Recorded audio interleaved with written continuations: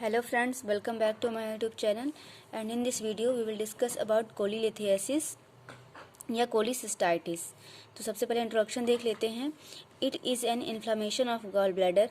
ये क्या होता है? कोलिसिस्टाइटिस।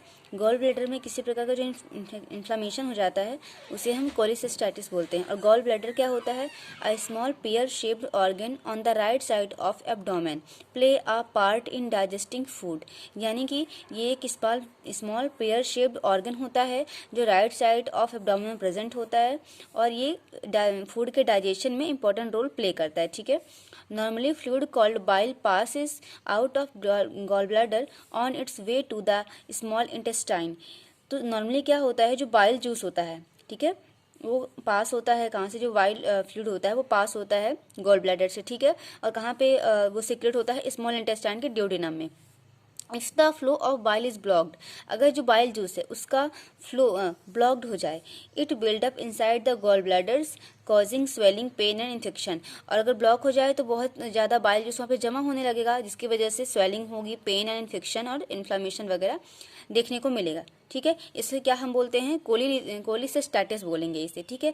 अब कोलिसिस्टाइटिस की डेफिनेशन देखेंगे। It is an inflammation of gall bladder causing severe abdominal pain. यह गॉल ब्लैडर का इन्फ्लामेशन होता है जो कि सीवियर एब्डोमिनल पेन कॉज करता है। ठीक है। टाइप्स ऑफ कोलिसिस्टाइटिस क्या होता है? Acute cholecystitis and chronic cholecystitis. ठीक है। तो एक्यूट कोलिसिस्टाइटिस क्या होता है? It is mostly caused by gall stone. ये क्यों होता है? मोस्टली गॉल स्टोन की वजह से होता है। ठीक है। और जो क्रोनिक कोलिसिस्टाइटिस होता है, repeated acute attack of acute cholecystitis will lead to chronic cholecystitis.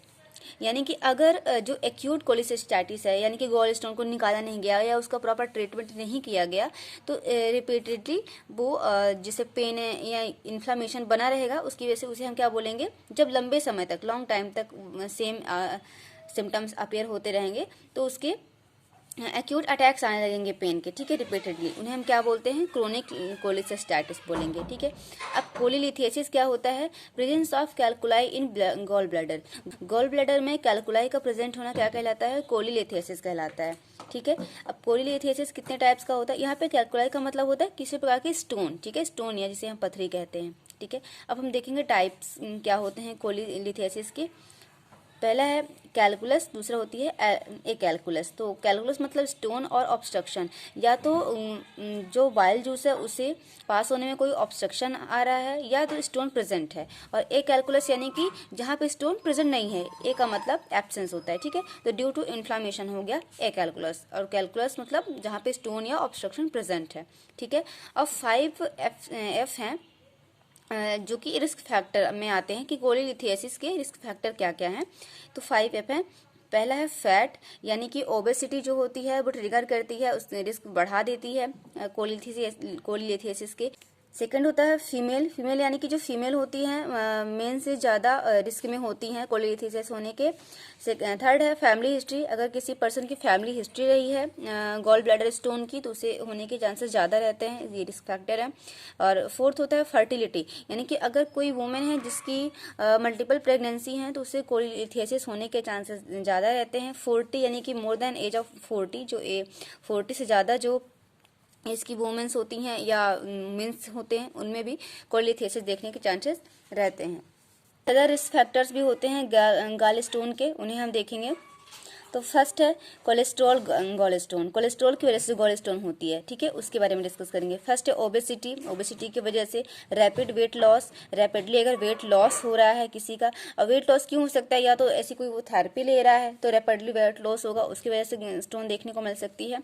Use of oestrogen and oral contraceptives. अगर कोई वुमेन ओरली एस्ट्रोजन्स हार्मोन की जो पिल्स होती है उन्हें, या तो कोई ओरल अदर कॉन्ट्रासेप्टिव्स यूज़ कर रही है तो उसकी वजह से कोलिलिथियासिस देखने को मिलेगा। ठीक है, मतलब हार्मोनल चेंजेस की वजह से। कोलेस्ट्रॉल लोवरिंग ड्रग्स, यानी कि अगर कोई पर्सन है जो कोलेस्ट्रॉल को कम करने वाले ड्रग्स को यूज़ कर रहा है ओरली या इंजेक्शन के थ्रू, तो उस कंडीशन में भी कोलिलिथियासिस होने के चांसेस रहते हैं, यानी कि गॉल स्टोन होने के चांसेस रहते हैं। सेकंड होता है पिगमेंट गॉल स्टोन। फर्स्ट हमने पढ़ा कोलेस्ट्रॉल गॉल स्टोन, सेकंड है पिगमेंट गॉल स्टोन। फर्स्ट है, तो इसमें फर्स्ट है क्रोनिक लिवर डिसीज़, यानी कि अगर कोई क्रोनिक लिवर डिसीज़ है पहले से, या इन्फ्लामेशन या फैटी लिवर कोई भी डिसीज़ है पेशेंट को, तो उस कंडीशन में भी गॉल स्टोन होने के चांसेस रहते हैं। सेकंड है बाइलरी इन्फेक्शन। बाइलरी इन्फेक्शन मतलब होता है जिसे हम दोहरा संक्रमण बोलते हैं, यानी कि अगर जैसे फंगस या बैक्टीरिया दोनों का इन्फेक्शन एक साथ अगर बॉडी में हो रहा है तो उसे हम बाइलरी इन्फेक्शन कहते हैं। इस कंडीशन में भी देखने को मिलेगा, ठीक है। थर्ड होता है क्रोनिक हिमोलाइसिस। क्रोनिक हिमोलाइसिस यानी कि अगर किसी पर्सन को हिमोलाइटिक एनीमिया है तो और क्रोनिक है तो उस कंडीशन में हमें गॉल स्टोन देखने को मिल सकती है। उस पर्सन के अंदर obstruction of gall bladder on bile duct. अगर बाइल डक्ट में किसी प्रकार का ऑब्स्ट्रक्शन है, ठीक है, गॉल ब्लैडर की बाइल डक्ट में किसी प्रकार का ऑब्स्ट्रक्शन है, उस कंडीशन में गॉल स्टोन फॉर्म होने के चांसेस रहते हैं बॉडी में। नेक्स्ट हम देखेंगे इसके क्लिनिकल मैनिफेस्टेशंस कि क्या क्या क्लिनिकल मैनिफेस्टेशन होंगे यदि किसी पर्सन के अंदर कैलकुलाई डेवलप हो गया है तो। फर्स्ट है feeling of pressure in right upper quadrant region. Right upper quadrant region क्या होता है, जहां पर लिवर प्रेजेंट है यानी कि हेपेटिक रीजन, वहां पे क्या होगा, प्रेशर जनरेट होगा, प्रेशर फील होगा।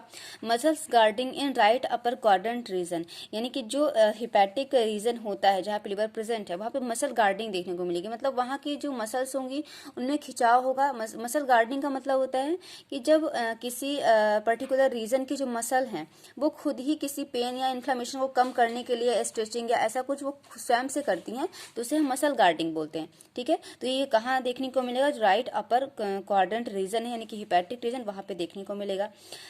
थर्ड होता है मर्फीज साइन। मर्फीज साइन मतलब क्या होता है, patient is unable to take deep breathing when hepatic region press by fingers.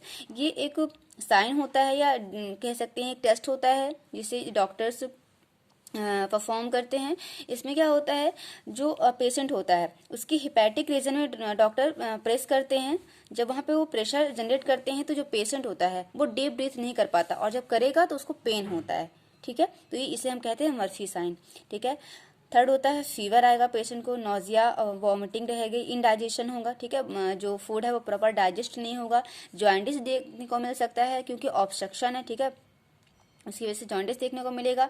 Pen हो सकता है, कहाँ पे पेन होगा, हिपैटिक रीजन में, राइट अपर क्वाड्रेंट रीजन में पेन होगा। हार्ट बर्न होगा, ठीक है, डिस्कम्फर्ट या बर्निंग पेन होगा, ठीक है, चेस्ट रीजन में। एंड ब्लीडिंग टेंडेंसी हो सकती है, ठीक है, इंटरनल ब्लीडिंग भी हो सकती है। तो फ्रेंड्स इस वीडियो में इतना ही। नेक्स्ट वीडियो में हम इसके diagnostic, evaluation, pathophysiology and management के बारे में डिस्कस करेंगे।